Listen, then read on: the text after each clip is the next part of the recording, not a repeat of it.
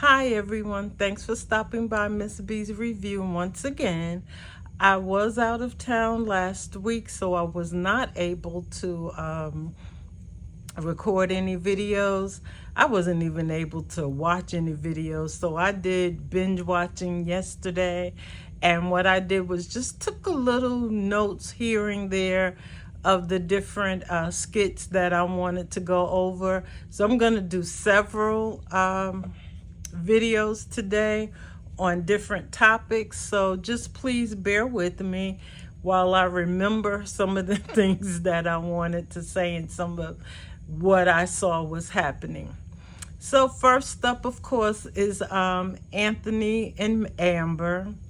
So Piari keeps giving Anthony this crazy advice. She gives him advice about Shayla, then she gives him advice about Amber. The advice that she's giving is not advice that Amber really wants, because she doesn't really know Amber at all. And she's giving advice based on who she is and what she wants. So this last time she told him to go on his knees and beg Amber for her forgiveness. So my thing is, it's too little too late. It's way too late. He should have been begging her the day after she caught him in bed with Shayla. This is how I've been thinking all along. It's like you were so scared to go over to your wife, to your house, and try to deal with the situation in the very beginning. You should have been there. If you really wanted your wife, you should have been there when you first got caught. So now that it's been almost a year, it seems like almost a year, at least 6 months, you haven't even tried to get your wife back. You only tried to get her back or tried to start doing something when she decided to serve you with divorce papers. So yeah, it's too little, too late now. And I'm so glad that she told him it's over, that she will never be happy with him because of the baby. And I understand that. It's one thing to get caught, I guess, cheating with someone, of course, but someone who you knew very well and who knew you very well. It's already hard to get past that. But then you have this other reminder, who is the baby. So there would be constant friction in that relationship over this little or over Kai. Shayla's not going to want her around Kai, and probably she's not going to want to be around Kai, and then Anthony's the father. So it would be too much, and I don't blame Amber. No, it's over. Let me move on. Just let me go. It's time to go. Don't come to me again. Don't tell me that you love me anymore. All you could do for me is talk to your lawyer. Tell them to put that paperwork in process, and let's get it done. That's all I have for her. That's all I have for you at this point. That's it. It's over, Anthony. And she just got in that car and drove on off. And that's basically what she's going to do. She's going to get in her car and drive on off into the sunset when it's all over and done. The other, Pam and Brody. Okay, so we're getting some insight into the Brody and Pam's relationship. You know, they were trying to make like, oh, you know, everything's good. Pam's a good woman, and you know, but she is getting out also kind of itchy, just like Shayla. She's wondering, when is this divorce, when is our relationship gonna go to the next level? Or are we going to the next level? I don't think I don't remember that she asked if we're going to the next level. I think she's just assuming that they are going to the next level, because she gave him that whole speech about she wants to be married and she wants to have children and all that. And that's definitely understandable, that you want to be married and you want to have children. But have you discussed it with him? Because he has adult children at this point. So do you know if he wants to start over? And we don't know. So, and then here we go with this, you're supposed to be my peace, or I'm your piece, or whatever kind of piece. Nah, baby, you just a piece of meat at this point. I am so tired of this. Oh, you're my piece, you're my piece. Nobody's your piece. You hold your piece on the inside of you. Nobody from the outside can give you peace. You give you peace. It has to be within you, because I'm so tired of them hollering, you're my piece, you're supposed to be my piece. No, you're just supposed to be, what they want is you supposed to be someone who takes all of their BS, whatever they throw at you, you're just supposed to take it, be grateful, and never say a word. So, you're just supposed to play your position.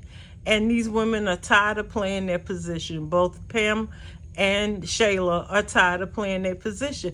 I think Pam kind of sees that Shayla's over there getting treatment, like she's getting all her bills paid. She doesn't have to work. Her child is she's being provided for. And Pam is like, wait a minute, I'm not getting that kind of treatment from this man. So I need the Shayla treatment. I need the Shayla treatment. I need somebody to fully take care of you. I'm over here stressing out trying to pay bills and this and work and do everything, and you over here relaxing. No. So now she's pushing Brody like, nah, you got to do better, honey. You got to do better. But she needs to tell him exactly what she wants. If you want all the bills paid, say that. You need to take over everything in this house. I don't care if you're still paying everything at Angelina's house. Figure out how you're going to pay everything in this house, or maybe you should go, you and your daughter go find another place to live, and then you'll be responsible for that house. But she needs to tell him exactly what she wants out of that relationship. Next couple up, Mike, Melissa, and Sonny. I have them down as a triangle because they are a triangle. Basically, Mike is double-minded. He's totally double-minded. He doesn't know who he wants. I think he wants both women. He really does. He likes Melissa and he likes Sonny. And he likes them both for different reasons, which is usually the case. But he made the mistake of moving Melissa into his house. And so now she's constantly there and she's constantly nagging. It's a constant thing with her.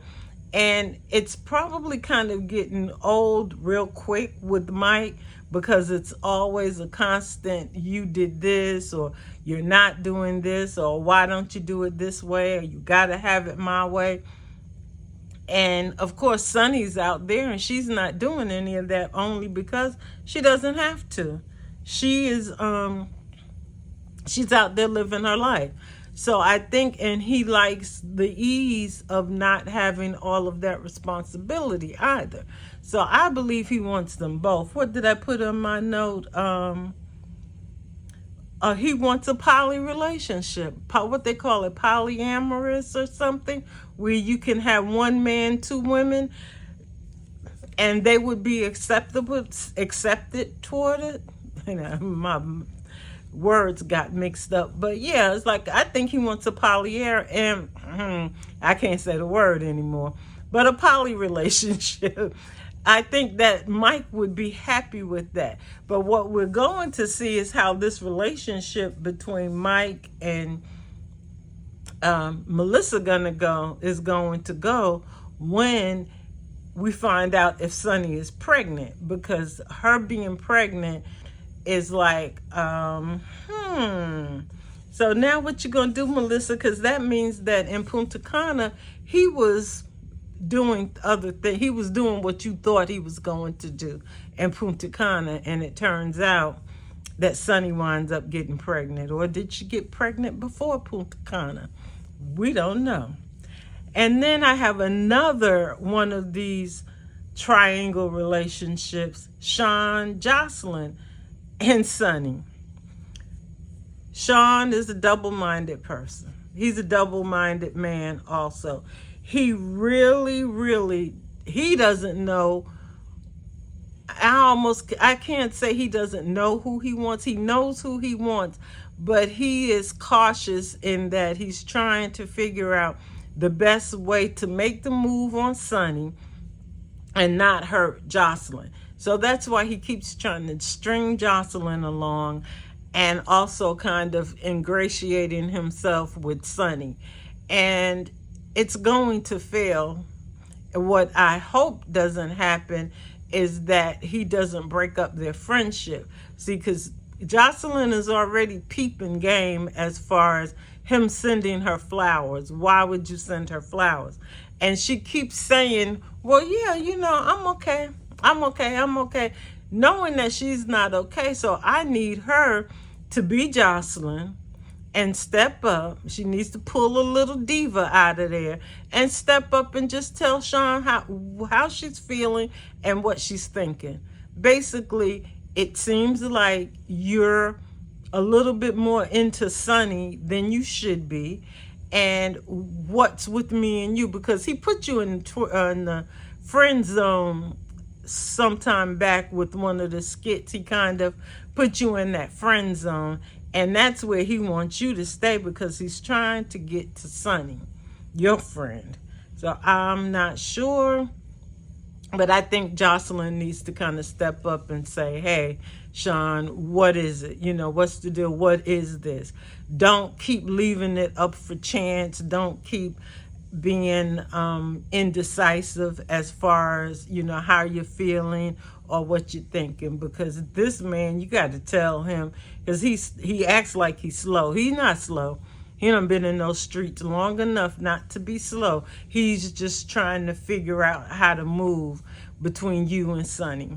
But okay, thanks guys. This one went long enough. So thank you for stopping by once again. Remember to like, subscribe, and comment. And I thank all of my new subscribers and all of your returning subscribers. I'm growing, I'm getting a little bit of traction, and I thank you guys for that. So hopefully I can continue to deliver you views that you don't mind listening to. But anyway, thanks again, and I'll see you next time.